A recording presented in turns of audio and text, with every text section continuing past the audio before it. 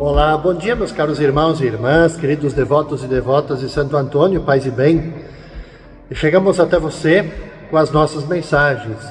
E nesse início da 22ª semana do Tempo Comum, iniciando um novo mês, o mês de setembro, o mês da Bíblia, onde que nós somos convidadas a intensificarmos a nossa leitura, a nossa meditação, a escuta da palavra de Deus, para que ela nos guie, para que ela nos oriente, para que ela nos dê sentido à vida no nosso cotidiano. Ela tem que ser luz, Tem que ser luz, tem que ser a guia para a nossa vida. Por isso que se diz que a palavra de Deus sempre ela é uma palavra viva e atual. Por quê? Porque ela sempre dialoga conosco nos nossos contextos e nossas situações existenciais no nosso tempo. Caros irmãos e irmãs, iniciando esta nova semana, hoje, segunda-feira, dia 2 de setembro, rezaremos, meditaremos com o evangelista Lucas, capítulo 4, versículos de 16 até 30. Jesus foi à cidade de Nazaré, onde se tinha criado. Conforme o seu costume, ele entrou na sinagoga no sábado e levantou-se para fazer a leitura. Deram-lhe o livro do profeta Isaías. Abrindo o livro, Jesus achou a passagem em que está escrito: "O Espírito do Senhor está sobre mim, porque ele me consagrou com a unção para anunciar a boa nova aos pobres. Enviou-me para proclamar a libertação aos cativos e aos cegos a recuperação da vista, para libertar os oprimidos e para proclamar o ano da graça do Senhor." Depois fechou o livro, entregou-o ao ajudante e sentou-se. Todos os que estavam na sinagoga tinham os olhos fixos nele. Então começou a dizer-lhes: "Hoje se cumpriu esta passagem da Escritura que acabastes de ouvir." Todos davam testemunho a seu respeito, admirados com as palavras cheias de encanto que saíam da sua boca. E diziam: "Não é este o filho de José?" Jesus, porém, disse: "Sem dúvida, vós me repetireis o provérbio: médico, cura a ti mesmo. Faze também aqui em tua terra tudo o que ouvimos dizer que fizeste em Cafarnaum." E acrescentou: "Em verdade eu vos digo que nenhum profeta é bem recebido em sua pátria. De fato eu vos digo, no tempo do profeta Elias, quando não choveu durante 3 anos e 6 meses, e houve grande fome em toda a região, havia muitas viúvas em Israel. No entanto, a nenhuma delas foi enviado Elias, senão a uma viúva que vivia em Sarepta, na Sidônia. E no tempo do profeta Eliseu, havia muitos leprosos em Israel. Contudo, nenhum deles foi curado, mas sim Naamã, o sírio." Quando ouviram essas palavras de Jesus, todos na sinagoga ficaram furiosos. Levantaram-se e o expulsaram da cidade. Levaram-no até o alto do monte sobre o qual a cidade estava construída, com a intenção de jogá-lo no precipício. Jesus, porém, passando pelo meio deles, continuou seu caminho. Caros irmãos e irmãs, a pregação de Jesus ela começa com um rito na sinagoga. Ele se levanta, vai ler, é dado para ele o rolo, ele abre. É um momento solene que Lucas ele dá uma ênfase toda especial. Na sinagoga de Nazaré, Jesus lê a passagem de Isaías no capítulo 61, podem conferir, versículos 1 e 2. É um retrato do Messias e de sua missão libertadora. Tudo decorria tranquilamente, até que Jesus surpreendeu a todos aplicando a si o que acabara de ler. Hoje se cumpriu essa passagem da Escritura.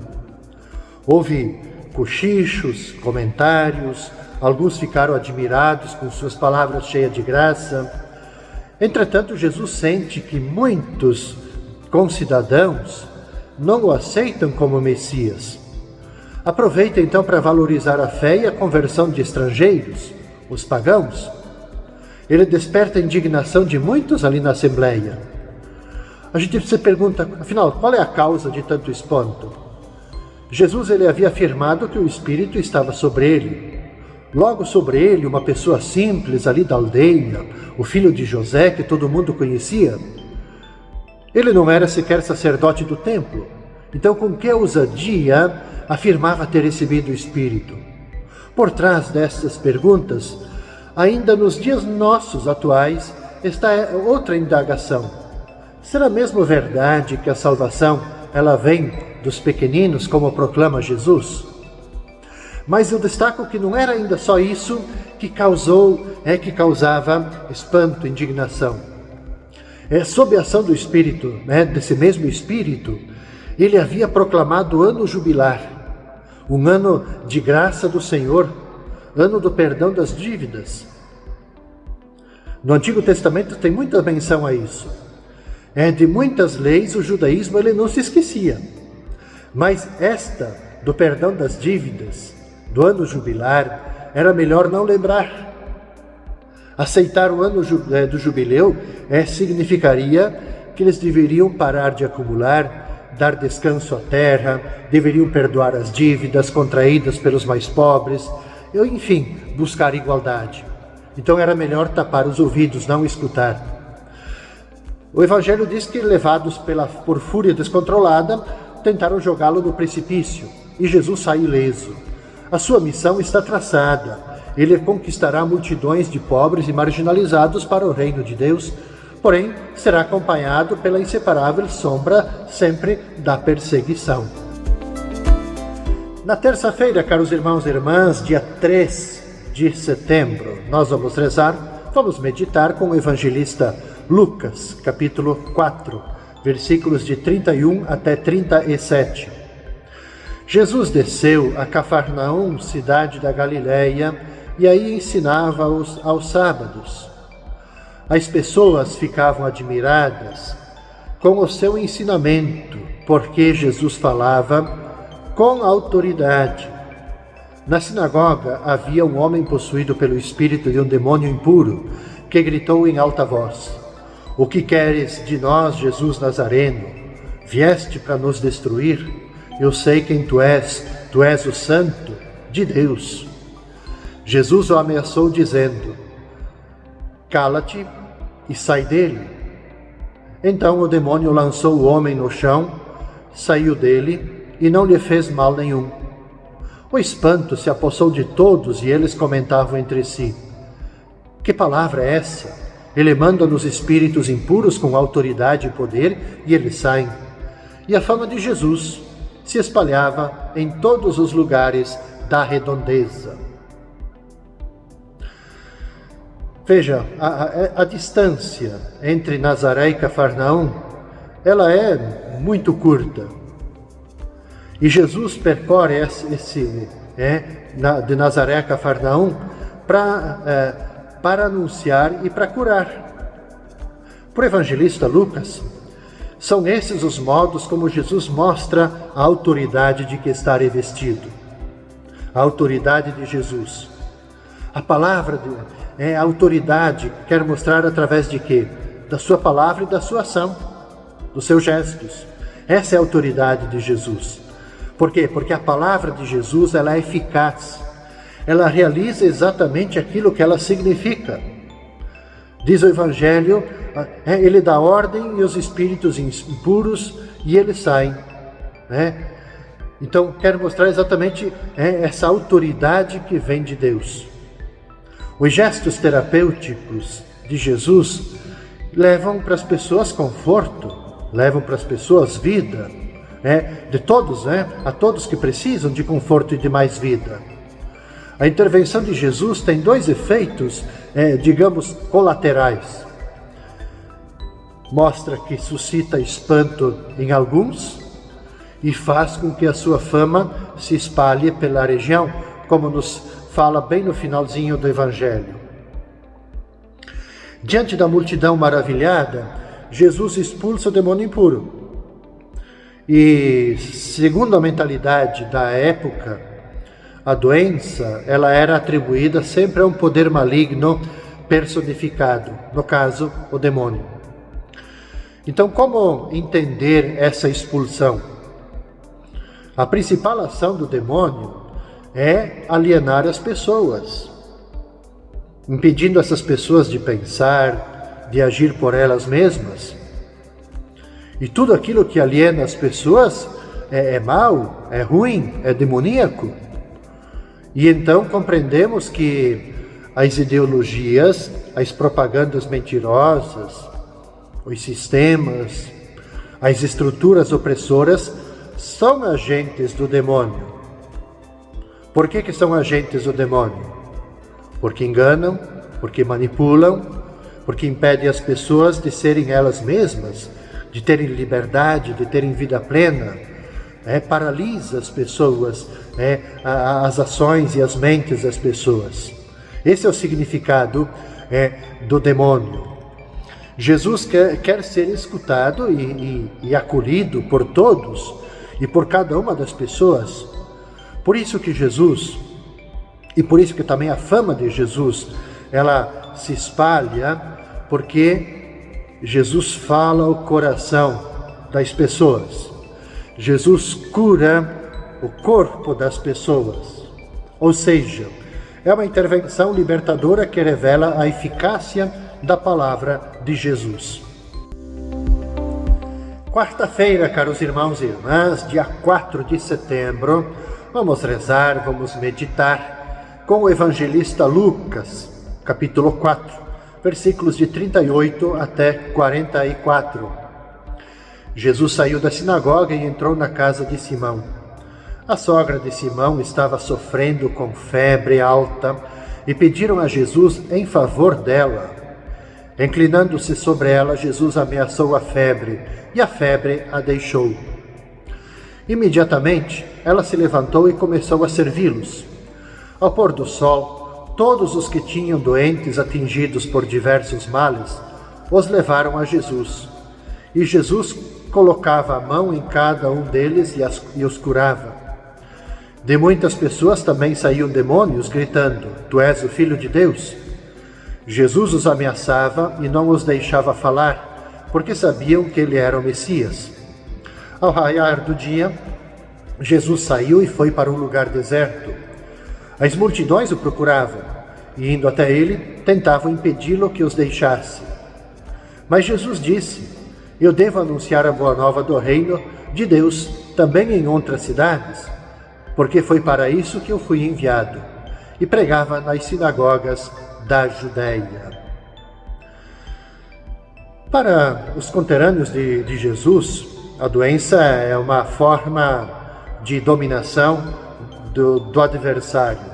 Aquilo que eu falava no comentário do Evangelho da Terça, de dominar a mente, de paralisar as pessoas. Ou seja, essa assim, por isso que se dizia que aquele que estava doente estava possuído pelo demônio. O que temos no Evangelho? Com febre alta, a sogra de Pedro estava impossibilitada de prestar serviço à comunidade. E Jesus liberta ela pela cura. O que Jesus faz? Jesus se inclina sobre a mulher, sobre a sogra de Simão. Ameaça a febre, e a febre deixou. Ou seja, essa ação de Jesus, essa ação terapêutica mostra a autoridade divina. É a autoridade que liberta e não aliena. É a autoridade que traz vida e não mata, não cria dependência. Tanto é que diz que, assim que a febre baixou, ela se colocou a serviço. Ou seja, é uma ação terapêutica, curativa, libertadora, que coloca a pessoa a serviço, reintegra a pessoa ao seu ambiente, seja familiar, seja um ambiente comunitário. Então essa é a ação, a autoridade divina, que estabelece vida e vida plena para a pessoa. Então, ao curar as enfermidades, Jesus ele demonstra exatamente o seu poder libertador sobre as forças que oprimem as pessoas.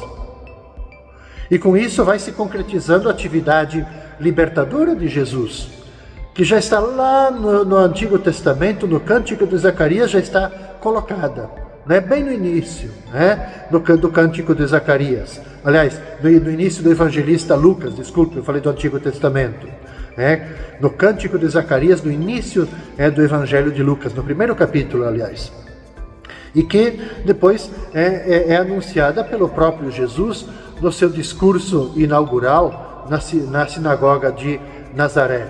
O Espírito do Senhor me enviou para curar, para restabelecer a vida, trazer a vida, libertar as pessoas.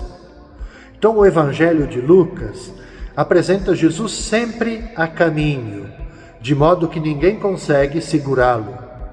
A sua caminhada, obviamente, vai terminar em Jerusalém, de onde outra vez ele vai partir mediante seus discípulos para chegar aos extremos da terra, a sua ressurreição. Uma pequena palavrinha daquilo que está bem no finalzinho do Evangelho da quarta-feira.